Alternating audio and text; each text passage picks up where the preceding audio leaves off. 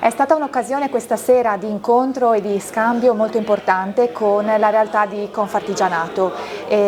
Abbiamo potuto capire quali sono le necessità da parte del territorio per tutelare e preservare quelle che sono le realtà artigianali del nostro territorio, che rappresentano poi anche il carattere identitario e le radici su cui dobbiamo puntare per rafforzare anche lo sviluppo sociale della comunità del nostro territorio. Quindi il nostro impegno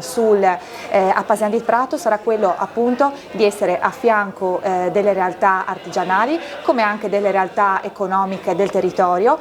cercando di fungere un po' da trade union, da facilitatore anche per dare delle informazioni o qualsiasi tipo di servizio che possa essere necessario, e anche da punto di aggregazione per cercare di fare un lavoro di squadra e per affrontare i problemi che ci sono sul territorio ed avere poi benefici e risultati condivisi per entrambe le realtà. Grazie.